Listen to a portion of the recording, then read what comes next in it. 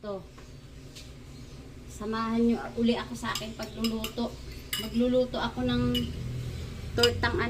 tortang talong. Ayan o, tortang talong. Yan, gusto doon nila, yan daw ulam nila, tortang talong at saka yung pritong, ano ba ito, tuyo. Binili ko kahapon sa Lako, dumaan, ayan, inalok ako. Parang naawa naman ako, binili ko alaga 100. Naawa ako dun sa naglalako.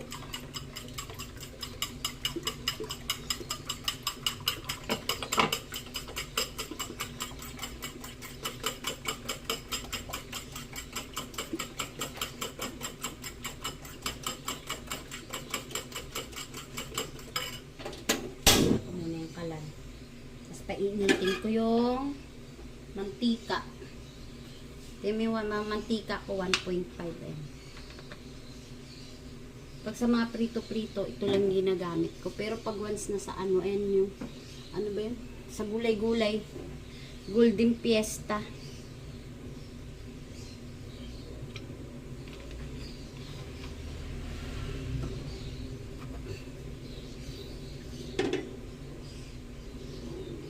Ito maganda itong kawali na to pag nilutuan mo to. Kasi mas sinaunang kawali to eh. Hindi nagdidikit yung niluluto mo. Hindi siya dumidikit. Para akala mo non-stick.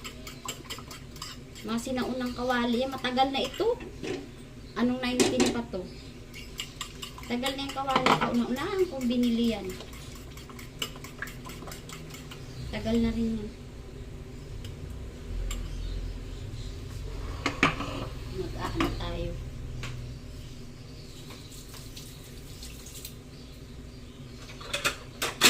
Late na naman talaga yung tanghalian namin.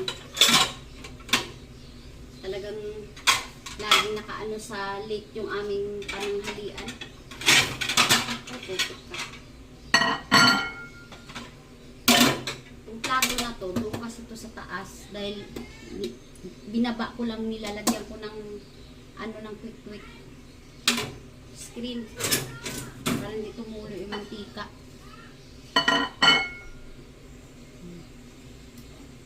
Ano na tayo, lalagay na natin ito. Tortang talong tayo.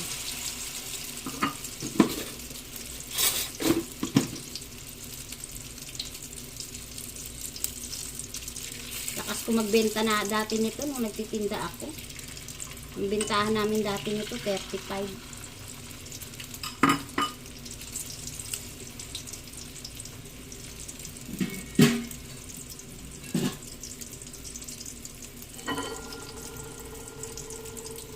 Gusto nila tuyo at saka tortang talong. Gawa na ako ng ano, sausawan.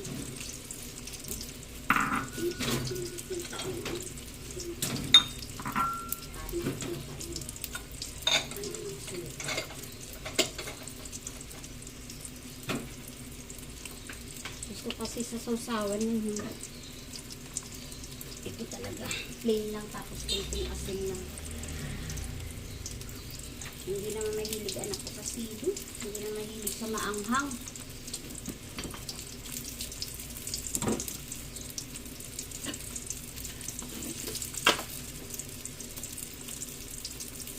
Ang palakas naman yung apoy. Ako masarap yung tuyo na to. Sana hindi maalat. Binili ko lang kasi ito sa naglako dito kahapon. Pero maliliit lang. Naawa lang ako.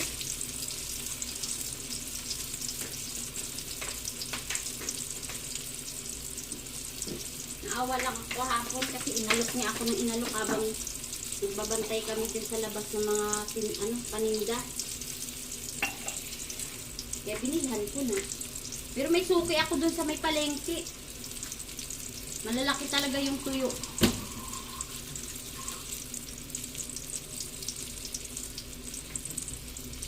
Malalaki talaga yung tuyo dun sa palengke. Eh wala eh, dala ng awa. Siyempre, Lako. Pero parang masarap naman talaga siya kasi parang bago. Ayan, maliliit nga lang. Malamang may hirapan yung anak ko rin ito mag-ano. Yan, 1 down na tayo. Yan na. 1 down. Tortang talong kasi mabilis lang naman yun. Tsaka ito, binibiyak ko talaga to, tinitignan ko kasi alam mo minsan kasi ito talaga may bantay.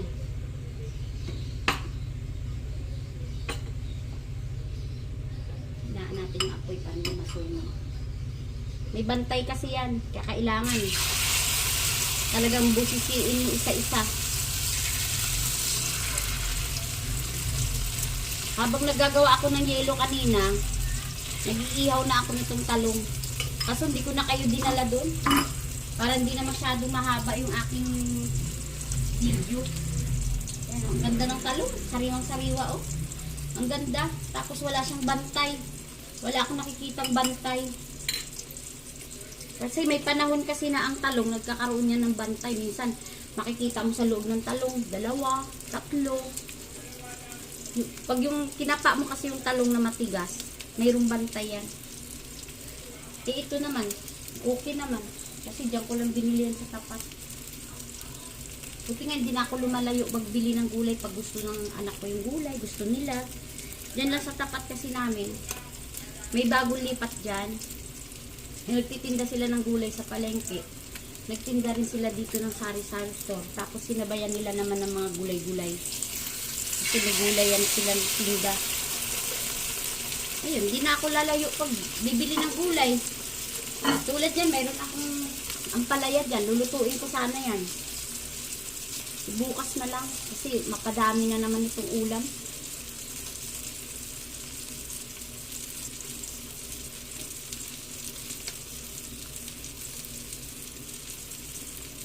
Mapadami naman yung ulam natin.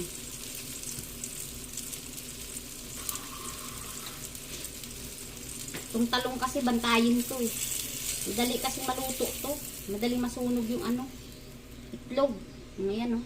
Nakadalawa na agad ako. Kasi pag naglagay ako ng mantika, kunti-kunti lang talaga. Para hindi siya sumipsip ng maraming mantika yung talong. Kasi pag marami kayo ilalagay na mantika sa kawali, lulutang sa mantika yan. Tapos sisip-sipin lang ng itlog yan. Mapupunta lahat sa itlog. Kaya pag kinain puro mantika. Ganyan ako magluto. Bantayin kasi yan. Kailangan mahina lang ako. Para hindi masyado agad-agad siya masunog.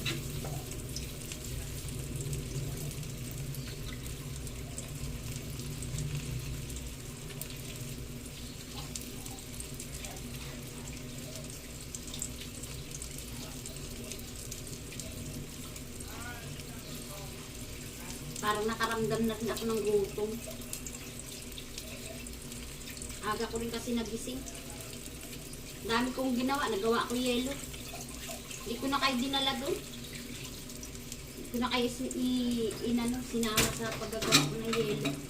Saka sa paglilinis ng iba pang ano. Kasi haba yung aking video. Gugutom ako. Kain muna ako ng saging yan. Kumain kayo ng saging. Maganda sa katawan ko. Para magkaroon tayo ng ano, potassium sa katawan. Para hindi masyado tayong dapuan ng mga sakit-sakit. Kasi naman kinakain natin puro matataba, hindi healthy. Kaya kami, sa totoo lang kami, pira lang kami talaga magkumain ng pork. Gulay yan. Gulay, isda. Bukas nga, nagbabalak ako. Gusto ko naman yung isda. Yung isda ba eh? Papangat lang sa kamatis. Lagyan mo ng sibuyas, kamatis, bawang. Pakulo lang. Pakuluin mo lang yung tubig. Tapos, lutong probinsya kasi yan. Pakuluin mo lang yung tubig. Pag kumulo na, lagay mo yung bawang, sibuyas. Ay, walang bawang pala. Tawag nito. Sibuyas, kamatis, luya, at saka siling berde. Yun. Lagay mo na. Pag kumulo, lagay mo yung gano'n, yung kamatis. lahat yun, iniwa-hiwa mo na, lagay mo na si isda. Pag kumulo, lagyan mo na mga bitchin, kunting bitchin lang. Natural naman sa atin talagang, ano yan, naglalagay naman talaga tayo ng bitchin. Imposible, hindi ka maglagay ng bitchin, wala naman lasa yan, kahit kunti lang. Tapos, timpla mo ng kunting asin na, yun. Takpan mo, pag kumulo, 2 kulo, okay na yan, kasi isda lang naman yan, mabilis lang kumano yan, lumambot.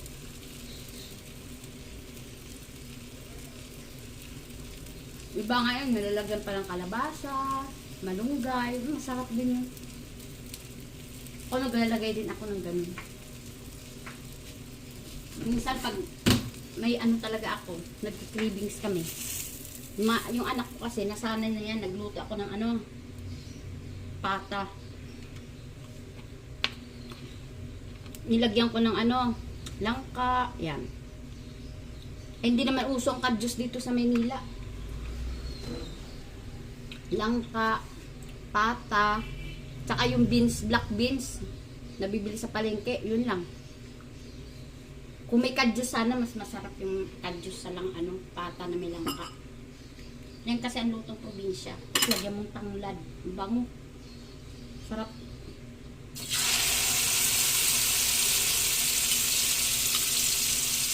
Makin mo, pag binili mo to sa tindahan, magkano na tong tortang talong na ito? Yung isang piraso nito siguro 40 ba o 50? 40, 50 o, ganyan kalalaki o. 40 o 50. Pero ito, binili ko lang to yung talong dyan sa ano. Ang isa nito, 10 piso, malalaki. Tapos yung itlog, 8 pesos, dyan na lang kumuha sa tindahan ko. Kasi may tinda naman ako mga itlog. O di magkano lang? 10 at saka 8, di 18 lang yung isa. Bibilhin mo sa karinderya ito, magkano na ito? 50 o 40, imagine mo. Ang laki ng less pag nagluluto ka talaga. Kaya kung wala rin lang ginagawa, nasa bahay ka lang, kung marami ka mang gagawin sa bahay, kahit paano, syempre uulamin mo yan. Kung ilang kay kakain, at least makatipid. May ipon mo yung sumobra na pera. Ako kasi nagbabudget talaga ako. Maghapon. Minsan ang budget ko maghapon, katulad yan, 300. Eh magkano lang ang talong? Di may sumobra.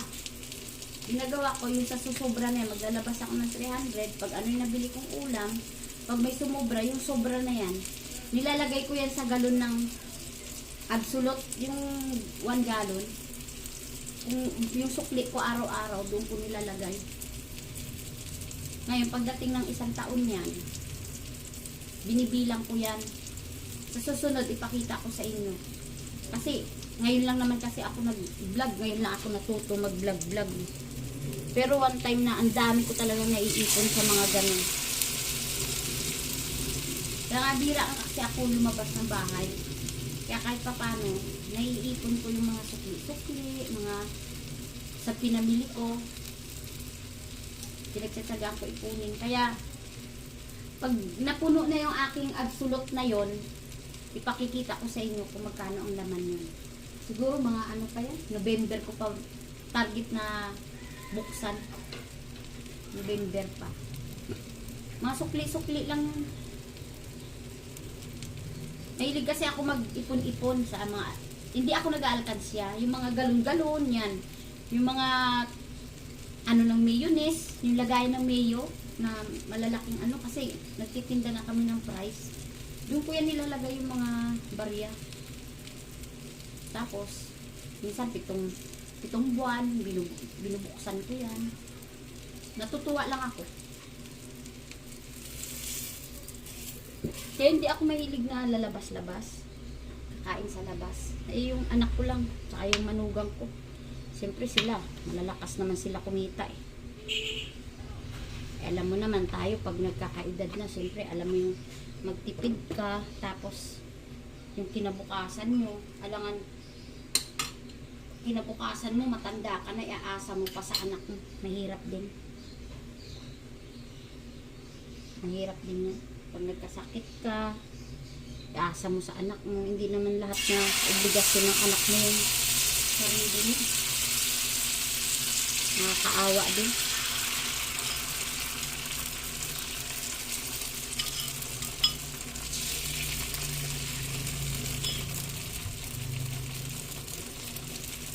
Kapal nito, ang daming itlog. Lalaki na naman. Plus, tapos na.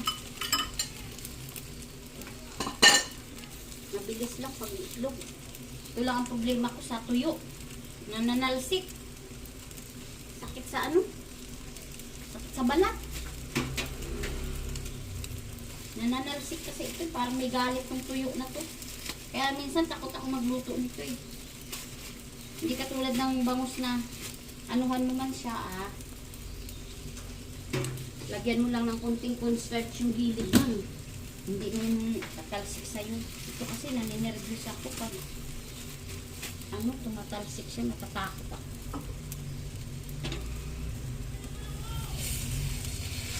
Ganda na pagkaluto ko ngayon ng kaya parang kumapit. Lagyan pa natin para kumapal sa gilid, para maiboil, maiikot natin. Madi naman, bilis lang. Ayan, luto na. Tapos ilalapag mo na doon. Di tuyo na lang yung lulutuin mo. Yun lang.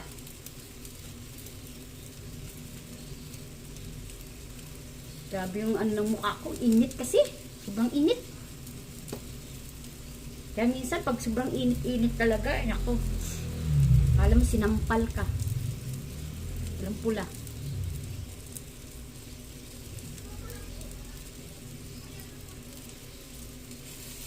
Ayan na. Hindi ko na perfect ang isa. Initan ko talaga ng plastic. Kasi mabigat yung sa unahan yung pagkalagay ko. Karami yung itlog. Sobra kasi dumami yung kunti na ilagay ko sa iba. Dumami naman yung huli. Dalawa na lang. Pero okay lang. At least malapad, malaki. Ewan ko kung meron pa akong natirang ketchup dito. Bumili kasi ako ng meron pa, buti meron pa. Ayan. May ulamin pa sila. May sausawan pa sila. Ketchup. Brand nila to UFC at saka Del Monte. Del Monte ko naubos. Meron naman ako dito yung banana ketchup. Ito. Banana ketchup. Ayan. Ginagamit ko ito pag yung nagkakaldereta. O nagluluto ako ng kaldereta.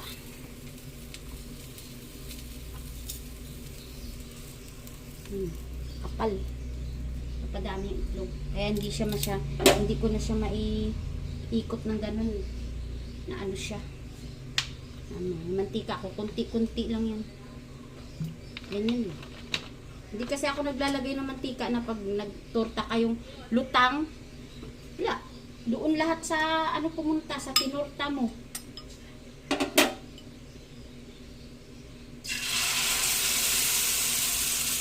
Doon sinip-sip na lahat ng itlog.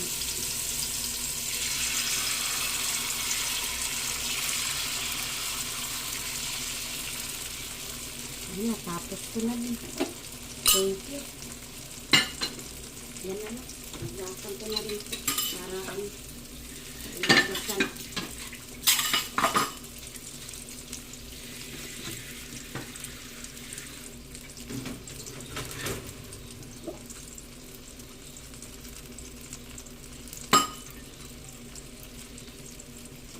Tuyo na lang isusunod ko.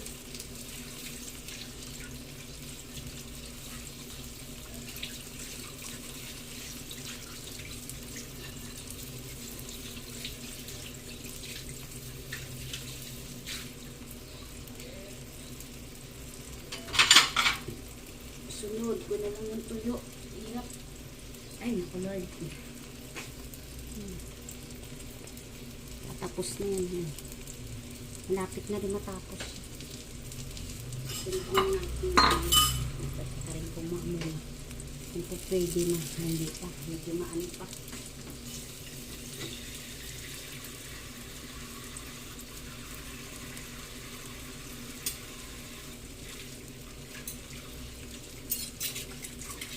Ano, alauna na oh. Sarap talaga ng tulog nila.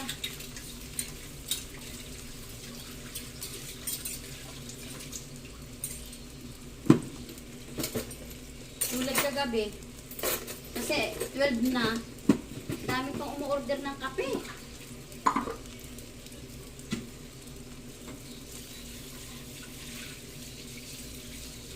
Ano nga pala po, follow nyo rin po pala yung FB page ng kapihan namin, Bayos Kape.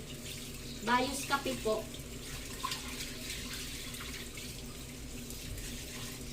Nakikita nyo po yung logo ng Bayos.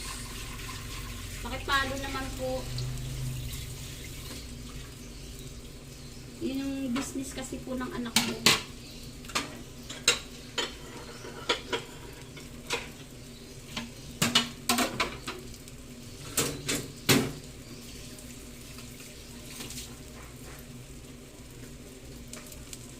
Doon din po kasi kinukuha niya yung lahat ng expenses niya. Lalo na may anak. Tapos nag-aaral po kasi siya. College. Malaking tulong din. Dati, nung wala kaming kapihan, tindahan lang. Kaya kung ano-ano lang pinasok ko na pag naisip ko, tinda ko. Pero awan ng Diyos, nabibili. Eh ngayon kasi naka-stable na kami sa may kape. Medyo malakas ang kape ngayon. Lalo na pag summer, ang lakas. Kaya doon kami nakatutok sa kapihan. Pag gabi naman, nakatutok naman yung asawa ko sa tindahan. Hati-hati kami ng trabaho lahat. Wala kaming sinasayang na oras. Siguro nasasayang lang yung oras namin pag yung natulog na ng 4 o'clock ng madaling araw, tapos gising sila 12 or 1. Ngayon talagang hindi nila kinayang tumayo. Pagod din kasi kagabi, ang dami talaga umorder. Eh ako naman kasi tulog manok ako eh. Pag once na nakatulog na ako ng 2 hours, 3 hours, pag may sumanggi na naman sa isipan ko na may gagawin ako, tatayo ako. Katulad niya kagabi, natulog kami 4. Tumayo ako kanina ng mga bandang 8. Eh naglinis na ako dito, hindi ko na kayo dinala sa paglilinis. Tapos, yun na, iniihaw ko na yung talong. Inopen ko na lang yung YouTube ko nung, yun na, iluluto ko na siya. Kasi hindi ko na magahol sa oras, magbabalat na, madumi ang kamay. Yan na, luto na. Tuyo na lang. Finished product na tayo. O, ayan na. Ayan na yung ating lutong tortang talong. Yan. Ayan na siya. Alam mo, yung natuto ako magluto na ito. Sa probinsya, marunong naman na rin ako, pero puro gulay. Eh, sa probinsya, bira ka lang talaga makatikim ng karne pag linggo lang. Tsaka, minsan wala pa. Puro isda. Ganun. Dito sa Maynila, nung pumunta ako dito, wala akong alam. Pero sa paglalaba, magaling ako kasi syempre magulang ko. Naglalabandere. Meron akong tinirahan na sumalangit na yung kanyang kaluluwa. Pag nagluluto yan, lagi niyang sinasabi sa akin, tandaan mo, pag ikaw natutong maggisa ng mga ingredients ng lulutuin mo, matutunan mong lutuin lahat yan. Sabi sa akin. Pinakinggan ko yun. Tapos araw-araw, pag yung galing ako sa palengke na mamasukan lang din kasi ako noon. Pag galing ako sa palengke, araw-araw yan, pag uuwi ako, nagluluto siya. Doon ako sa tabi niya. Kung ano yung galaw niya, tinitignan ko. Kung paano siya magluto. Yun ang nakatulong sa akin talaga. Na natuto ako magluto. Kaya alam mo, minsan, wala na siya. Minsan, napapanaginipan ko talaga siya. Kaya, minsan, Sabi ko sa asawa ko, punta tayo ng Baclaran. Gusto kong maitirik ko ng kandila yung taong sumasaano sa isip ko. Baka may sasabihin ba siya na dinaan sa akin para yun nga, baka nakalimutan na rin siya. Sabi ko magtitirik ako ng kandila. Yun. Minsan pumupunta kami para magtirik lang ng kandila. Kasi ito utang na loob ko sa kanya tong pagluluto na to kahit wala na siya. Lagi ko siyang naiisip. Kasi syempre hindi ko malaking bagay ito para na nagkaroon ka ng pamilya na natuto ka magluto. Kaya yun. Ganun. Kaya ito na. Finished product na tayo. Next naman.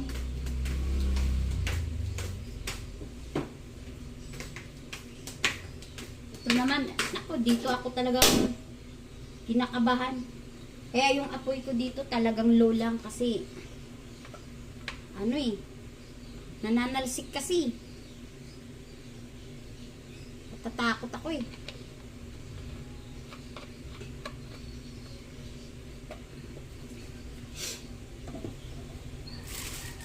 Ito ang problema ko.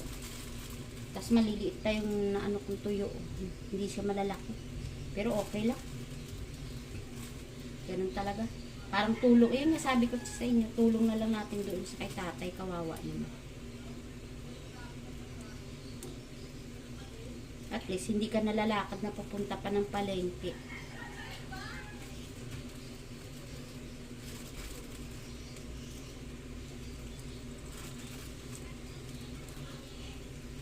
Ako nung nasa probinsya ako noon, sa Antique, ito rin yung ano namin, kasi madaling araw, may lambat. Madaling araw, nasa tabing dagat na kami sa Dalayahan. Kasi lolo ko mahilig mag-ano ng isda. Ito minsan kasi, itong klaseng isda, pag once na summer na, ano yan, di ba mayroon na malalaking isda, inahabol sila. Kaya ito, pumupunta kusa to sa Dalayahan. Ang dami nila. Pumupunta sa Dalayahan pag alam nilang uso ang malalaking isda. Makatulad ng mga tuna. Ganyan yan eh. Natatakot sila, siyempre kakainin sila. Kaya pumupunta sila sa Dalayahan. Kaya yung iba naman iisip nila sobrang dami laman ng dagat natin. Hindi nila naiisip na itong klaseng isda na ito, natatakot to. Parang ano ba sa kanila?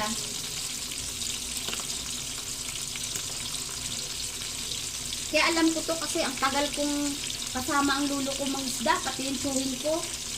Sumasakay ako ng bangka. Minsan nga umaalon pa, panahon ng ganito. Maalon yan. Tapos mahangin. Ay yung bangka ng tsuhin ko, may layag. Nangunguha kami ng tulingan. Sumasama ako, naku. Kaso natatakot yung tsuhin ko, siyempre pag babae, marunong ka nga lumangoy, pero pag babae kasi, napapanghinaan ka rin ng loob pag talagang laot na eh. Nag-blue-blue na yung dagat. Yun ang kabuhayan namin sa Antique, sa probinsya. Sa Nauhon. Yan, Nauhon. Sa Nauhon. Tagal kong tumira dyan kasi nag-aaral din ako ng elementary dyan. Sa Nauhon. Tapos saka na, nung ano na, lumaki-laki na ako, kinuha na rin ako ng nanay ko. Nilipat na kami ng Laures, Bugasong. Kinuha na ako ng nanay ko. Kasi matatanda ng lolo't lola ko.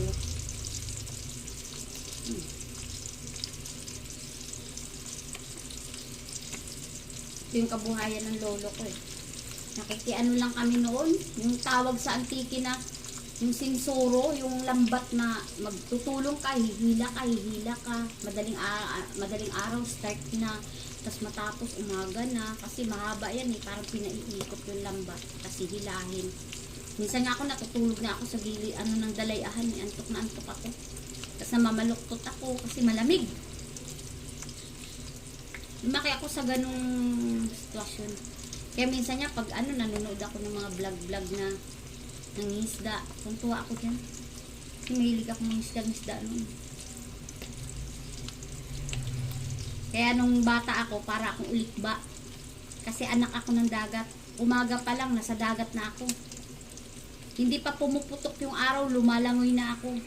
Kaya yung lolo ko minsan nagagalit na yan sa akin. Ay naku, hinahampas na lang ako. Kasi, nalilimutan ko ng kumain. Tapos may mga tropa ka, hala, langoy lang ng langoy, langoy lang ng langoy. Wala na uwian, wala na kain-kain. Yung mga barkada kang anak dagat din. Na kaya masarap balikan yung nakaraan. Kaso wala na.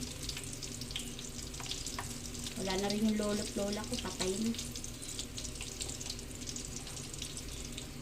Saka nung araw, magaling din mag-gitara yung lolo ko.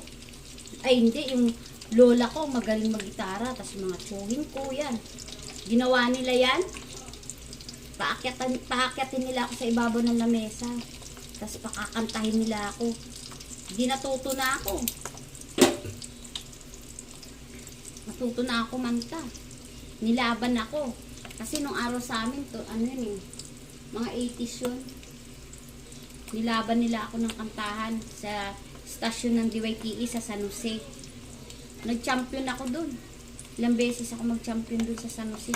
Kaya pag dumaan ako sa market ng San Jose, asos, sikat. Kala mo artista lang. Kaso wala, nabigo, hindi natuloy. Ayun nga, lolo't lola ko, mahina na, ganun. Hindi na nila ako nasusuportahan din. Kasi nanay ko nung time na yun, pumunta din dito sa Maynila. Iniwan din kami, gawa ng, yun nga, ang hirap nga ng buhay sa probinsya. Kaya hindi ko na natuloy yung pagkakanta ko. Ngayon, pag nakita ko yung mga singer sa TV, parang naano ako, sabi ko, sarili ko, minsan kinukwento ko nga sa asawa ko, sana ganyan na ako. Yun. Eh wala. Hanggang dun lang talaga. Tinuldukan na. Kaya kapalaran ng tao, hindi pare-parehas.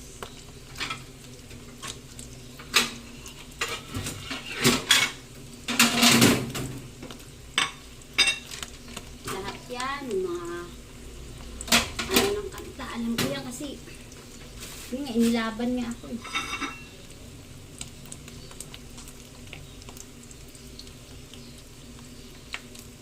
Yan na. Okay na yan. Hindi ko na kayo dadalhin sa pagtapos ng pagluto ng tuyo. Tuyo na lang naman yan. Madali kahit naman sino. Alam talaga lulutuin yan. Hindi ko na kayo dadalhin dyan. Masyadong mahaba na yung aking pagbablog. Ayan yung mayo. Oh. Ayan. Minsan na yan. Pag naubos na yan, nilalagyan ko yan ng ano, ng barya. Tsaka ito. Tubig ng apo. Absolute yan. Tubig ng apo. Nag-iipon ako ng kunti-kunting barya lang naman. Para taon-taon may bubuksan ka, may panggastos ka. Tignan nyo yung aking patungan ng aking cellphone. Pag nagbablog ako, yan. Ganyan lang. Okay, salamat. Paki-follow na lang po yung aking vlog at paki-share na lang po. Maraming salamat. Magandang hapon. Bye!